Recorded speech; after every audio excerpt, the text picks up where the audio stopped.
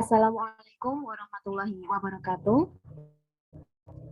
Selamat malam dan kepada yang terhormat para dosen pengampu mata kuliah Fetomaternal, di antaranya Ibu Esti Hendayani Emit, Ibu Bekti Yuniati SSIT MHKes, dan Ibu Wahyu Pujiastuti SSIT MKes, serta teman-teman punika yang berbahagia.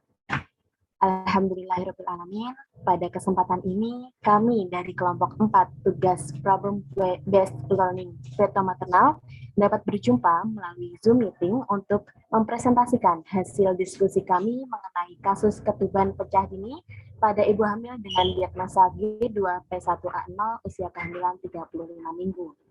Namun sebelum itu, izinkan saya, Anissa Rahmawati, sebagai moderator pada presentasi kali ini untuk memperkenalkan anggota-anggota kelompok 4, yang diantaranya ada Vivi Nur Prasetyan Tias dengan NIM 005, Anissa Siti Nurjanah dengan NIM 009, Nur Khofifah Taufik dengan NIM 019, Hafifah Algania Imbanda Firly dengan NIM 022, Zulfatul Hikmah Setyani dengan NIM 031, dan Anissa Rahmawati dengan NIM 042.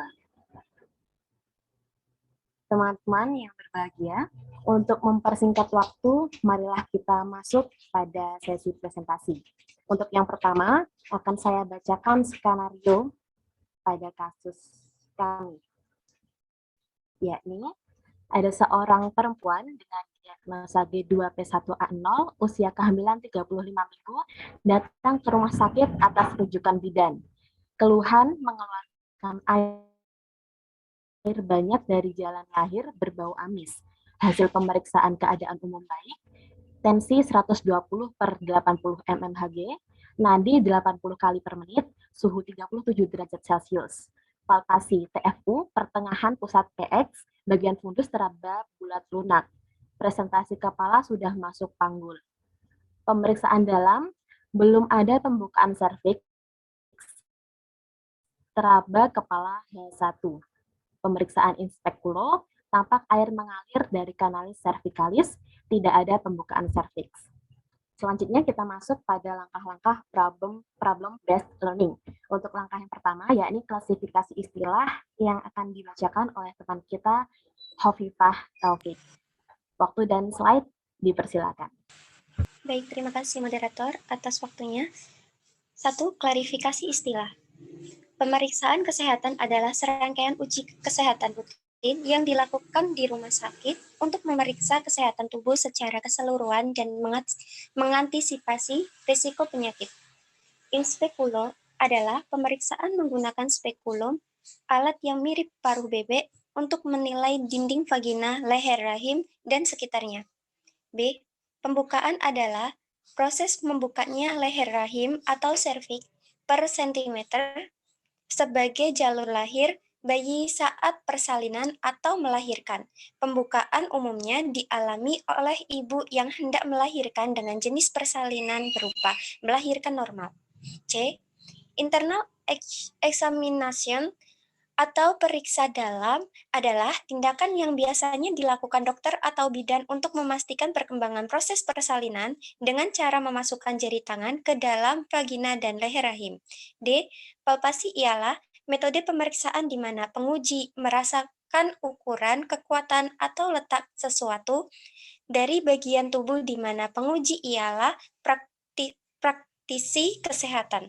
Palpasi dilakukan oleh dokter medis, dokter chiropraktik, dokter osteopati, dan malahan ahli akupunktur dan herbal khususnya untuk diuji torak dan abdomen, dan juga pengujian edema dan palpasi urat nadi. Ketuban pecah prematur atau ketuban pecah dini adalah keadaan pecahnya selaput ketuban sebelum persalinan atau dimulainya tanda infartu. Kemenkes RI 2013.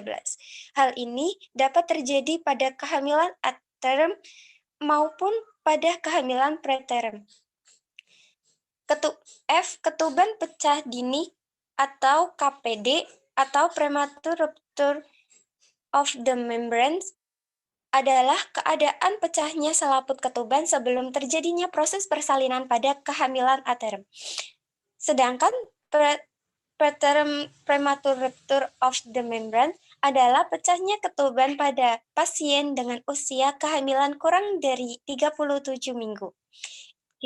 Ketuban pecah dini KPD adalah pecahnya selaput ketuban secara spontan sebelum persalinan.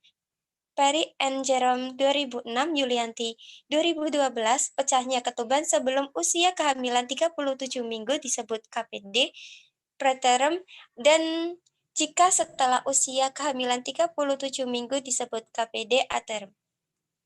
Selanjutnya, saya kembalikan kepada moderator. Baik, terima kasih kepada Saudari Nur Khofifah Taufik atas penjelasannya mengenai klasifikasi istilah yang sangat jelas. Untuk selanjutnya, yakni penjelasan mengenai identifikasi masalah yang kelompok kami ingin pelajari dan juga curah pendapat dari kelompok kami yang akan disampaikan oleh teman kita Zulfatul Hikmah Setiani. Waktu dan tempat disilakan. Baik, terima kasih kepada moderator yang telah memberikan waktunya kepada saya. Untuk yang selanjutnya, yaitu mengenai identifikasi masalah. Yang pertama, untuk identifikasi masalah yang pertama, yaitu apakah diagnosa pada kasus di atas. Kemudian yang kedua, apakah faktor predisposisi atau penyebab dari kasus di atas. Kemudian yang ketiga, bagaimanakah etiologi terjadinya kondisi pada kasus di atas. Kemudian yang keempat, apakah penyulit atau komplikasi yang dapat terjadi pada kasus di atas. Kemudian yang kelima, apakah penata laksanaan yang dapat dilakukan untuk mengatasi kasus di atas. Kemudian dari kelompok kami memaparkan terkait curah pendapatnya masing-masing. Dari yang pertama, mengenai apakah diagnosa pada kasus di atas. Untuk Saudari Anissa Rahmawati, untuk diagnosanya yaitu ketuban pecah prematur. Kemudian untuk Nurhaliza Taufik, yaitu seorang perempuan G2P1A0, usia kehamilannya 35 minggu, mengalami ketuban pecah dini karena mengeluarkan air banyak dari jalan lahir, berbau amis, sebelum kehamilan mencapai usia 37 minggu. Kemudian yang selanjutnya dari Imanda Firly, ibu multigravida mengalami ketuban pecah dini. Kemudian dari Zulfatul, ibu hamil dengan usia 35 minggu dengan diagnosa ketuban pecah dini karena mengeluarkan air banyak dari kanalis cervicalis tetapi tidak ada pembukaan serviks. Kemudian selanjutnya dari Saudari Vivi, ibu didiagnosa mengalami ketuban pecah dini karena telah mengeluarkan banyak air dari jalan lahir saat usia kehamilan belum cukup bulan atau preterm, kurang dari 37 minggu. Kemudian dari Saudara Anissa Siti Nurjana, yaitu ibu hamil G2P1A0 usia kehamilan 35 minggu dengan diagnosa masalah ketuban pecah dini.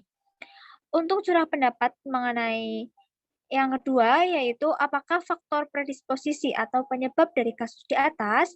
Dari pendapat Saudari Anissa Rahmawati, yaitu ibu mengalami infeksi dan mungkin juga ada faktor personal hygiene ibu yang kurang baik. Karena di sini dari TTV, ibu tidak menunjukkan ibu mengalami kelelahan ataupun stres. Kemudian dari Saudari Iva, ibu sering melakukan aktivitas berat maupun terlalu banyak tekanan pada tubuh dan kebiasaan buruk calon ibu seperti pola tidur, pola makan yang buruk, dan gaya hidup yang tidak sehat. Kemudian dari Hafiza Imanda Firly, ibu pernah melahirkan prematur pada kehamilan sebelumnya. Kemudian dari Zulfatul, ibu memiliki berat badan yang rendah. Kemudian dari Saudari Vivi, ibu mengalami polihidramnion. Selanjutnya dari Saudara Anissa Siti Nurjana, ibu sudah pernah melahirkan sebelumnya atau multigravida.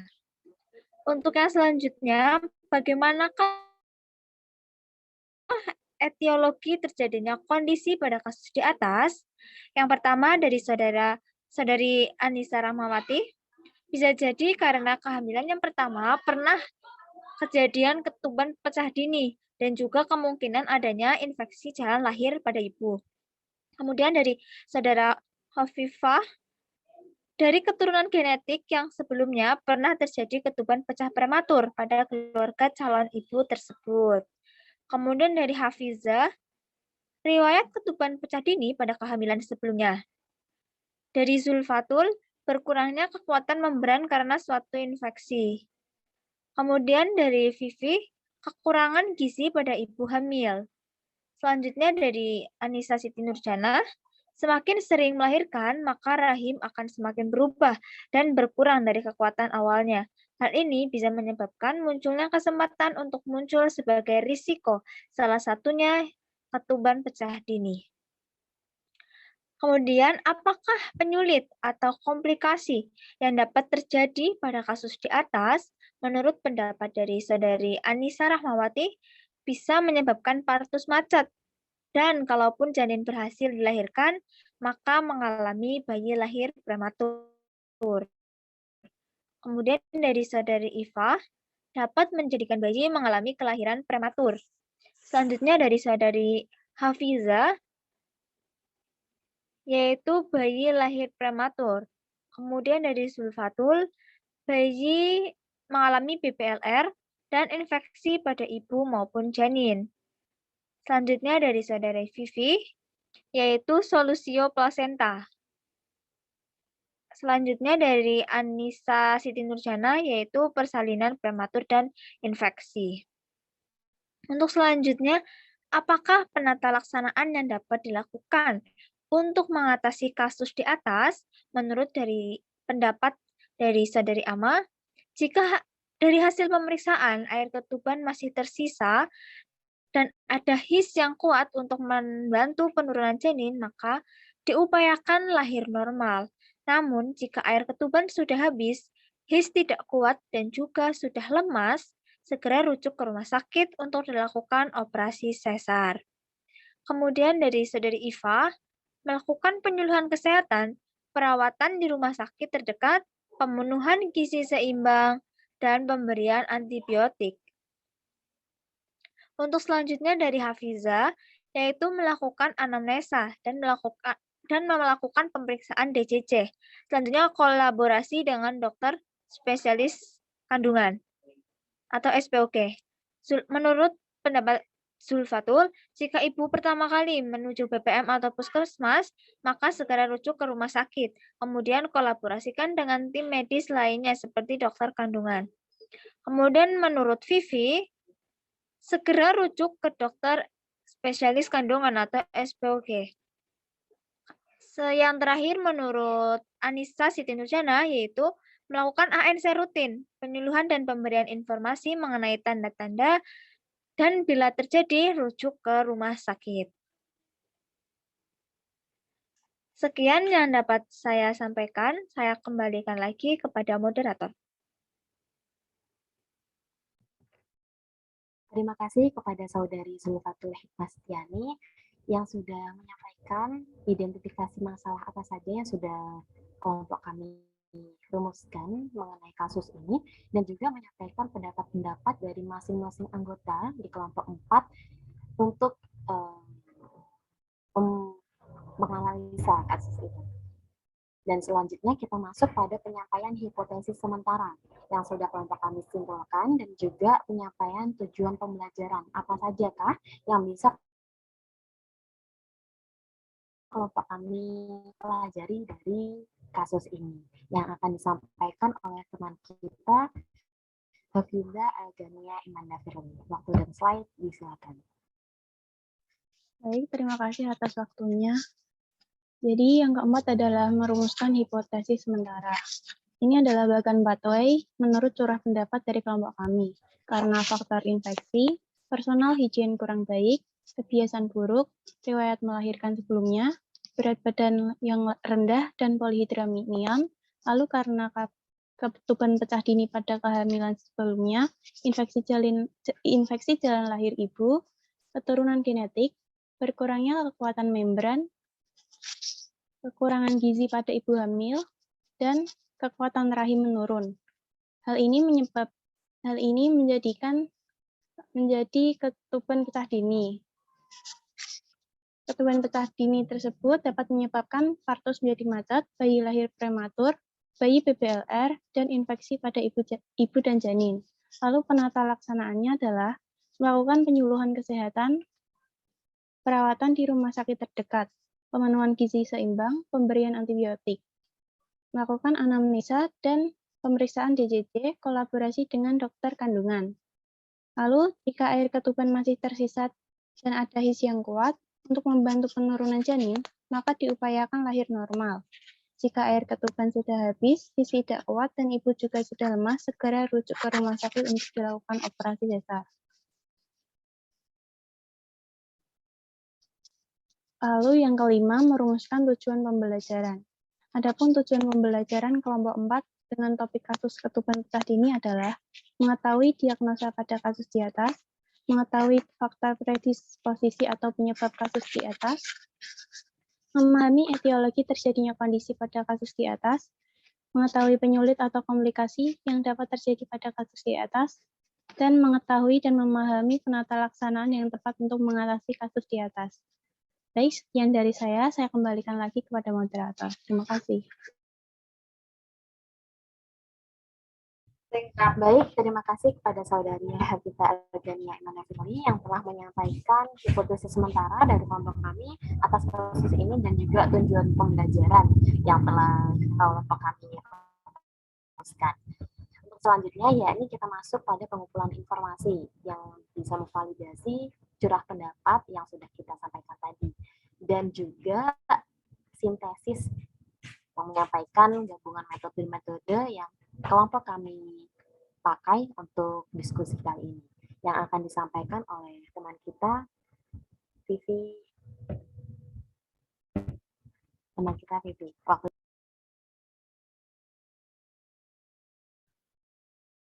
Baik, terima kasih kepada moderator atas kesempatannya. Selanjutnya adalah pengumpulan informasi dan belajar mandiri. Yang pertama, apakah diagnosa pada kasus di atas? Ketuban pecah dini merupakan pecahnya ketuban sebelum waktunya melahirkan yang dapat terjadi pada akhir kehamilan maupun jauh sebelum waktu melahirkan.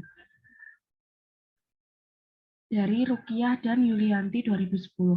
Ketuban dinyatakan pecah dini bila terjadi pada saat sebelum persalinan berlangsung. Ketuban pecah dini atau KPD adalah pecahnya selaput ketuban sebelum terjadi proses persalinan yang dapat terjadi pada usia kehamilan cukup waktu atau kurang waktu. KPD adalah pecahnya ketuban sebelum waktu melahirkan yang terjadi pada saat akhir kehamilan maupun jauh sebelumnya. Yang kedua, apakah faktor predisposisi atau penyebab kasus di atas?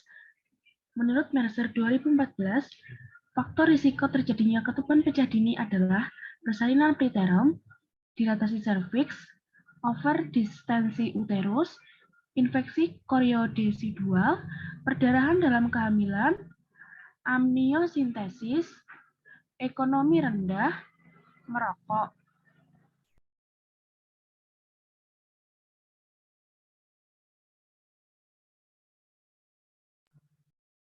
Sedangkan menurut Prawiro Harjo 2008, beberapa faktor yang memungkinkan menjadi faktor predisposisi adalah infeksi, cervix inkompetensia, faktor multiparitas, usia wanita kurang dari 20 tahun dan di atas 35 tahun, merokok, keadaan sosial ekonomi, riwayat KPD sebelumnya, trauma, dan kelelahan ibu saat bekerja. Selanjutnya adalah bagaimanakah etiologi terjadinya kondisi pada kasus di atas?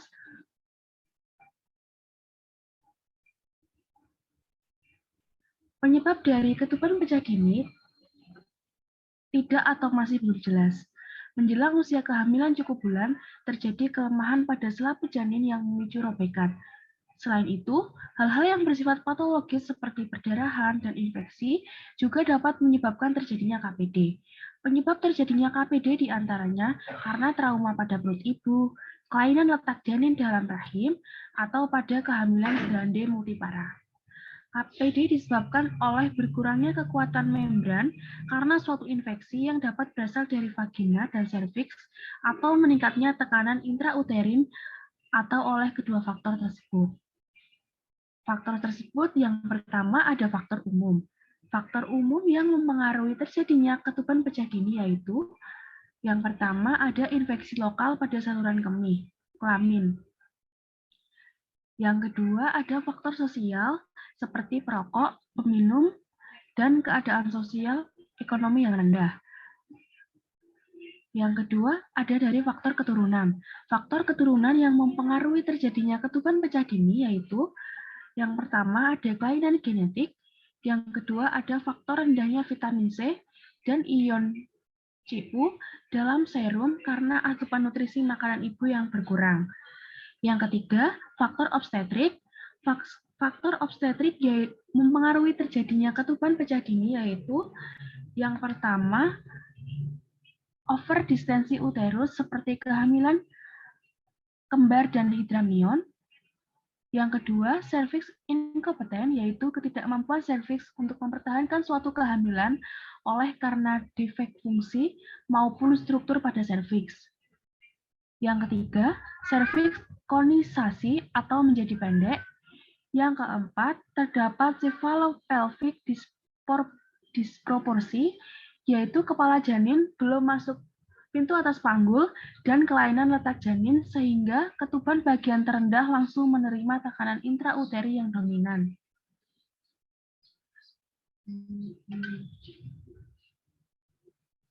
Dan yang kelima, menurut Chowkey-Julian dan Errol, ada salah satu faktor pada obstetrik yang berpengaruh yaitu grande multipara. Yang keempat, faktor yang tidak diketahui sebabnya. Kemudian, apakah penyulit atau komplikasi yang dapat terjadi pada kasus di atas? Risiko kecacatan dan kematian janin meningkat pada ketuban pecah dini, preterm. Hipoplasia paru merupakan komplikasi fatal yang terjadi pada ketuban pecah dini preterm. Kejadiannya mencapai hampir 100% apabila ketuban pecah dini preterm ini terjadi pada usia kehamilan kurang dari 23 minggu. Komplikasi yang kemungkinan dapat terjadi antara lain infeksi intrauterin, tali pusat menumbung, persalinan prematur, dan distosia oleh partus kering. Komplikasi yang biasa terjadi pada KPD meliputi A. Mudah terjadinya infeksi intrauterin, B. Partus prematur, C. Prolaps bagian janin terutama tali pusat. Terdapat 3 komplikasi utama yang terjadi pada ketuban pecah dini, yaitu A. Peningkatan morbiditas neonatal oleh karena prematuritas, B. Komplikasi selama persalinan dan kelahiran, C.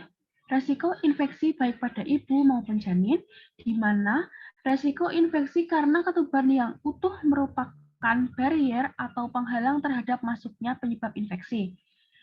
Adapun pengaruh ketuban pecah dini terhadap ibu dan janin adalah, bagi ibu, ada infeksi dalam persalinan, partus lama, perdarahan pasca persalinan, meningkatkan tindakan operatif obstetrik, khususnya seksio cesarea, dan morbiditas dan mortalitas maternal. Bagi janin, ada persalinan prematur. Masalah yang dapat terjadi pada persalinan prematur diantaranya adalah sindrom gawat napas, hipotermia, masalah asupan makanan, neonatus, prematuritas retinopati, perdarahan intraventrikular, nekrotising enterokolitis, gangguan otak, atau risiko untuk cerebral palsy, hiperbilirubinemia, anemia, dan sepsis. B. Ada prolaps funiculi atau penurunan tali pusat. Hal ini bisa menyebabkan gawat janin dan kematian janin akibat hipoksia, atau sering terjadi pada presentasi bokong atau otak intang. C. Ada hipoksia dan asfiksia sekunder, mengakibatkan kompresi tali pusat, prolaps uteri, nilai Apgar rendah, ensefalopati, cerebral palsy, perdarahan intrakranial, gagal ginjal, dan sindrom gawat nafas. Dan yang terakhir, apakah penata laksanaan yang dapat dilakukan untuk mengatasi kasus di atas? Menurut Prawiraharjo 2007, penanganan ketuban pecah dini bisa dilakukan dengan 2 hal, yaitu yang pertama secara konservatif.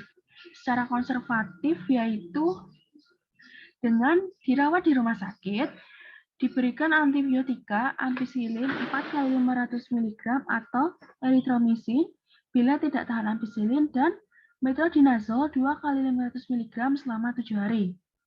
Jadi jika umur kehamilan kurang dari 32 sampai 34 minggu, dirawat selama air ketuban masih keluar atau sampai air ketuban tidak keluar lagi. D.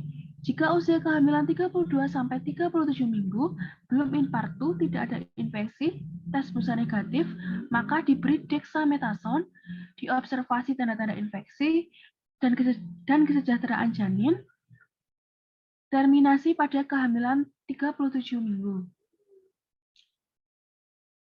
Jika usia kehamilan 32 sampai 37 minggu, sudah infartu, tidak ada infeksi, berikan tokolitik atau salbutamol, dexamethasone, dan induksi sesudah 24 jam. F. Jika usia kehamilan 32 sampai 37 minggu, ada infeksi, beri antibiotik dan lakukan induksi. G. Nilai tanda-tanda infeksi seperti suhu, leukosit, tanda-tanda infeksi intrauterin. H. Pada usia kehamilan 32 sampai 34 minggu, berikan steroid untuk memacu kematangan paru janin dan kalau memungkinkan periksa kadar lecithin dan sphingomyelin tiap minggu. Dosis dexamethasone IM 5 minggu setiap 6 jam sebanyak 4 kali. Yang kedua, aktif. A. Kehamilan lebih dari 37 minggu, induksi dengan oksitosin. Bila gagal, seksio cesarea. Dapat pula diberikan misoprostol 50 gg intravaginal tiap 6 jam maksimal 4 kali. B. Bila ada tanda-tanda infeksi, berikan antibiotika dosis tinggi dan persalinan diakhiri. A. Bila skor pelvik kurang dari 5, lakukan pematangan serviks, kemudian induksi. Jika tidak berhasil, akhiri persalinan dengan seksio cesarea. B. Bila skor pelvik lebih dari 5, induksi persalinan dan partus per vaginam. Penata laksanaan KPD memerlukan pertimbangan usia kehamilan, adanya infeksi pada komplikasi ibu dan janin, dan adanya tanda-tanda persalinan. Penanganan ketuban pecah dini menurut Sarwono 2010 meliputi yang pertama, konservatif. A. Pengelolaan konservatif dilakukan bila tidak ada penyakit, baik pada ibu maupun pada janin, dan harus dirawat di rumah sakit. B. Berikan antibiotika ampicillin 4 kali 500 mg atau erythromycin bila jika tidak tahan ampicillin, dan metronidazole 2 kali 500 mg selama 7 hari. C. Jika umur kehamilan kurang dari 32 sampai 34 minggu, dirawat selama air ketuban masih keluar. Selanjutnya, jika usia kehamilan 32 sampai 37 minggu, sudah infartu, tidak ada infeksi, berikan tokolitik atau salbutamol, dexamethasone, dan induksi sesudah 24 jam. F. Jika usia kehamilan 32 sampai 37 minggu, ada infeksi, beri antibiotik dan dilakukan induksi. D. Nilai tanda-tanda infeksi, suhu, leukosit, tanda-tanda infeksi intrauterin. Nah, pada usia kehamilan 32 sampai 34 minggu, berikan steroid untuk memacu kematangan paru janin dan kalau memungkinkan periksa kadar lecithin dan sphingomyelin tiap minggu. Dosis dexamethasone IM 5 mg setiap 6 jam sebanyak 4 kali. 2. Aktif. Kehamilan lebih dari 37 minggu, induksi dengan oksitosin. Bila gagal, seksio cesarea. Dapat pula diberikan misoprostol 50 gg intravaginal tiap 6 jam maksimal 4 kali. B. Bila ada tanda-tanda infeksi, berikan antibiotika dosis tinggi dan persalinan diakhiri. A. Bila skor pelvik kurang dari 5, lakukan pematangan serviks, kemudian induksi. Jika masih tidak berhasil, akhiri persalinan dengan seksio cesarea. B.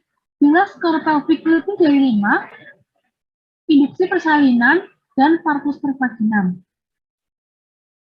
Penata laksanaan KPD memerlukan pertimbangan usia kehamilan, adanya infeksi pada komplikasi ibu dan janin, dan adanya tanda-tanda persalinan. Penanganan ketuban kecil dini menurut Sarwono 2010 meliputi yang pertama, konservatif. A. Pengelolaan konservatif dilakukan bila tidak ada penyulit, baik pada ibu maupun pada janin, dan harus dirawat di rumah sakit. B. Berikan antibiotika berupa ampicillin 4 kali 500 mg atau erythromycin bila tidak tahan ampicillin, dan metronidazole 2 kali 500 mg selama 7 hari. C. Jika umur kehamilan kurang dari 32-34 minggu, dirawat selama air ketuban masih keluar atau sampai air ketuban tidak keluar lagi. D. Jika usia kehamilan 32-27 minggu, belum infarktu, tidak ada infeksi, tes dus negatif, beri dexamethasone, lalu observasi tanda-tanda infeksi, dan kesejahteraan janin. Terminasi pada kehamilan 37 minggu. Jika usia kehamilan 32-37 minggu, sudah infarktu, tidak ada infeksi, berikan tokolitik atau salbutamol, dexamethasone, dan induksi sudah 24 jam. F. Jika usia kehamilan 32-37 minggu, ada infeksi, berikan antibiotik dan lakukan induksi. G. Nilai tanda-tanda infeksi berupa suhu, leukosit, tanda-tanda infeksi intrauterin. H. Pada usia kehamilan 32-34 minggu, berikan steroid untuk memicu kematangan paru janin. Dan kalau memungkinkan, periksa kadar lecitin dan sphingomyelin tiap minggu. Dosis betamethasone 12 mg sehari, dosis tunggal selama 2 hari. Dexamethasone IM 5 mg setiap 6 jam sebanyak 4 kali. Yang kedua, aktif. A. Kehamilan lebih dari 37 minggu, induksi dengan oksitosin. Bila gagal, maka dilakukan seksi cesarea. Dapat pula diberikan misoprostol 50 mg intravaginal tiap 6 jam maksimal 4 kali. B. Bila ada tanda-tanda infeksi, berikan antibiotika dosis tinggi dan persalinan akan diakhiri. C. Bila skor pelvik kurang dari 5, lakukan pematangan serviks, kemudian induksi. Jika tidak berhasil, maka akhiri persalinan dengan seksio cesarea. D. Bila skor pelvik lebih dari 5, induksi persalinan partus per vaginam. Penata laksanaan KPD menurut Manuba 2009 tentang penata laksanaan KPD adalah yang pertama, mempertahankan kehamilan sampai cukup bulan, khususnya maturitas paru, sehingga mengurangi kejadian kegagalan perkembangan paru yang sehat. 2. Terjadi infeksi dalam rahim, yaitu chorioamnionitis yang menjadi pemicu sepsis, meningitis janin, dan persalinan prematuritas. 3. Dengan perkiraan janin sudah cukup besar dan persalinan diharapkan berlangsung dalam waktu 72 jam, dapat diberikan kortikosteroid, sehingga kematangan paru janin dapat terjamin. 4. Pada umur kehamilan 24-32 minggu yang menyebabkan menunggu berat janin cukup, perlu dipertimbangkan untuk melakukan induksi persalinan. Dengan kemungkinan, janin tidak dapat diselamatkan. Menghadapi ketuban pecah dini, diperlukan penjelasan terhadap ibu dan keluarga, sehingga terdapat pengertian bahwa tindakan mendadak mungkin dilakukan dengan pertimbangan untuk menyelamatkan ibu dan mungkin harus mengorbankan janinnya. 5. Pemeriksaan yang penting dilakukan adalah USG untuk mengukur distansi biparietal dan perlu melakukan aspirasi air ketuban untuk melakukan pemeriksaan kematangan paru. 6. Waktu terminasi pada kehamilan aterus dapat dianjurkan selang waktu 6-24 jam bila tidak terjadi spontan. Yang ketujuh, sintesis. Dalam pembelajaran ini, kami mendiskusikan penyelesaian kasus ketuban pecah dini pada ibu hamil G2P1A0 menggunakan teknik 7 langkah program basic learning dengan menggabungkan metode diskusi non-verbal melalui A-group dan diskusi verbal melalui Zoom meeting. Selanjutnya, hasil dari diskusi tersebut kami jadikan sebuah makalah dan akan kami presentasikan di pertemuan ke-13 tanggal 16 Maret 2022 kepada dosen pengampu mata kuliah sekolah maternal dan teman-teman kelas SMK. Baik, waktu dan tempat saya kembalikan kepada moderator. Terima kasih kepada Saudari Vivina Prastantias atas pemaparan pengumpulan informasi dan juga sintesis. Untuk selanjutnya kita masuk pada kesimpulan serta kritik dan saran yang akan disampaikan oleh teman kita Anissa Siti Nurjana. Waktu dan slide, disilakan. Baik, terima kasih kepada moderator. Selanjutnya kesimpulan. Menurut kelompok kami, dari skenario di atas, Ibu G2P1A0 dengan umur kehamilan 35 minggu mengalami ketuban pecah dini karena mengeluarkan air banyak dari jalan lahir dan berbau amis. Faktor yang memungkinkan menjadi faktor predisposisi adalah infeksi, cervix incontinentia, faktor multiparitas, usia wanita kurang dari 20 tahun dan di atas 35 tahun, merokok, keadaan sosial ekonomi, riwayat KPD sebelumnya, dan trauma, kelelahan ibu saat bekerja. Penyebab dari ketuban pecah dini ini tidak atau masih belum jelas. Menjelang usia kehamilan cukup bulan, terjadi kelemahan pada selaput janin yang memicu robekan. Risiko kecacatan dan kematian janin meningkat pada ketuban pecah dini preterm.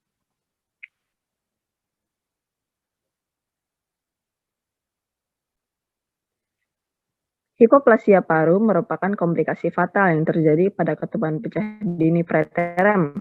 Komplikasi yang biasa terjadi pada KPD yaitu mudah terjadinya infeksi intrauterin, partus prematur, prolaps bagian janin terutama tali pusat. Dan jika belum infartu, tidak ada infeksi busa negatif, berikan dexamethasone kasih dan 37 minggu. Dan jika ada infeksi, beri antibiotik dan lakukan induksi. Selanjutnya untuk kritik dan sarannya, dalam penyusunan tugas ini kami menyadari bahwa masih terdapat banyak kekurangan dalam beberapa hal. Maka dari itu, kami sangat berharap kritik dan saran yang bersifat membangun dari pembaca. Semoga dengan adanya makalah ini dapat membantu menambah ilmu mengenai ketuban pecah dini. Baik, sekian dari saya. Selanjutnya saya kembalikan kepada moderator. Baik, terima kasih kepada Saudari Anissa Siti Nurjana atas pemaparan kesimpulan serta kritik dan saran. Ini adalah daftar pustaka dari makalah kami. Dan sekian presentasi dari kelompok 4 dengan kasus ketuban pecah dini. Semoga bermanfaat dan mohon maaf jika ada salah-salah kata. Terima kasih. Wassalamualaikum warahmatullahi wabarakatuh.